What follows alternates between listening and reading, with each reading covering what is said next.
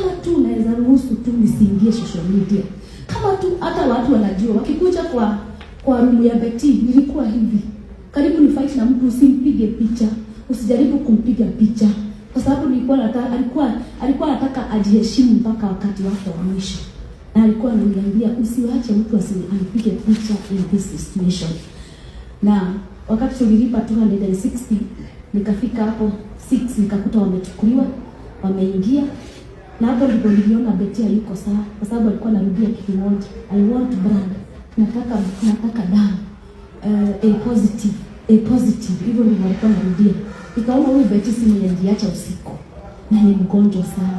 So tukaharakisha AR, tukalipa, tukaita Kegomo, tukaita Ben, tukaita Lois, tukaita watu wetu wote wenye tunakuanga na wao kwa hiyo group, wenye tulikuwa nao kwa hiyo group, wakakuja wote. Walikuja kitu watu 15 na tukaita familia. Wakati tuliita familia kitu saa 4 ya mchana, Betty akagongwa na stroke. Nikamgonga hii side. Na wakati nilienda kumguza hivi, nikakuta mdomo nageuka iko hapa. Nikaambia je, mdomo ni nini na happen na Betty? Mbona amepigwa na stroke?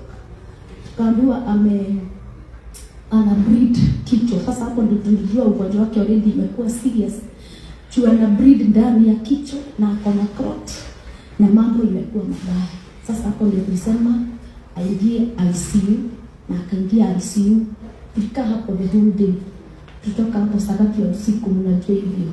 Tukamkaisha, tukaambiwa tuwezi ingia ICU, tukakaa hapo nje, tukalia hapo nje. Siku nyingine tukikuja asubuhi tukakuta bado Betty si mzuri, na tukaambiwa hiyo sasa ilikuwa inaitwa acute myeloid leukemia. Tukaambiwa ilikuwa imejificha kwa mwili. Ndio maana hata Betty alikuja kwa chama, alikuwa anasema mnakumbuka, acha ni secretary, alikuwa secretary wetu, lakini angesema wacha nidare kidogo alafu mtaniamsha. Tunamuuliza ati heri dakika ile nyambe ngome. So wakati niligoogle about myeloid, asijui acute myeloid leukemia, that monster, niliona inakupatia fatigue na inafanyanga uwe na kichwa. So wakati wa mwisho tulikuwa chama kwa Wakafura, Betty aliniambia nimekuja na gari but sitaweza kudrive, ni bebe. Na nikimbeba akarara kwa kiti ya nyuma, ananiambia yes, kwa sababu already sasa hayuko vile alikuwa anafaa kukua. Kama tungemwambia andike akiwa secretary, anaandika tuwili analala. Hivyo ni kusema hiyo ugonjwa wa Betty imejificha kwa mwili kama miaka 5.